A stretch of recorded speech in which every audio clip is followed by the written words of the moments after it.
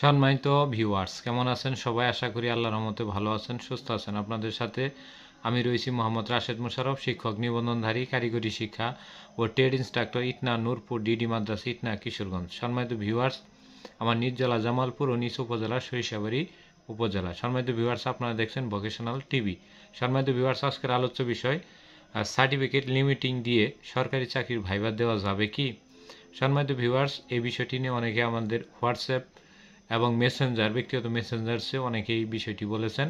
তো বিষয়টি এতটাই জরুরি হয়ে গেছে যে এখন সবাই শিক্ষক নিবন্ধন, প্রাইমারি এবং সরকারি তৃতীয় চতুর্থ শ্রেণীর চাকরির ভাইবা চলমান রয়েছে।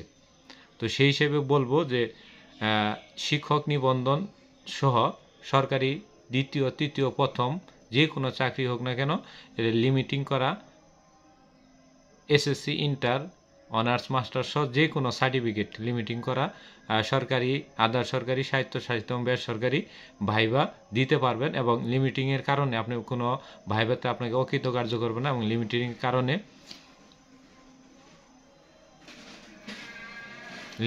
কারণে কোনো ভাইবাতে আপনাকে ফেলও দিবে না। তবে লিমিটিং করার সময় অবশ্যই একেবারে শেষ পর্যায়ে, অর্থাৎ দেখা যায় এসএসসি সার্টিফিকেট তোলার পরে কোনোভাবে হয় কিছুটা অংশ ছিঁড়ে গেছে, তখন লিমিটিং করলেন।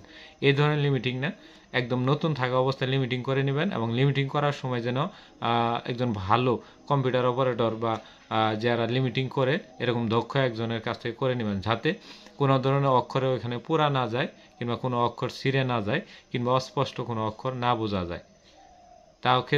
এক্ষেত্রে লিমিটিং করা সার্টিফিকেট দিয়ে আপনি সরকারের প্রথম থেকে শুরু করে, অর্থাৎ প্রথম স্কেল থেকে শুরু করে 20তম স্কেল পর্যন্ত, 20তম গ্রেড পর্যন্ত যে কোনো সরকারি, আধা সরকারি, স্বায়ত্তশাসিত, বেসরকারি এবং স্বঘোষিত স্বায়ত্তশাসিত ভাইবা দিতে পারবেন। এক্ষেত্রে আপনার কোনো সমস্যা হবে না। তো সর্বমোট এক কথায় যে লিমিটিংযুক্ত সার্টিফিকেট নিয়ে ভাইবা দেওয়া যাবে এবং এর জন্য আপনাকে ভাইবাতে ফেল দেবে না। এটি হলো সারমর্ম। ধন্যবাদ সবাইকে। সবাই ভালো থাকবেন। ভিডিওটি ভালো লাগলে অবশ্যই লাইক, কমেন্ট, শেয়ার দিয়ে আমাদের পাশে থাকবেন।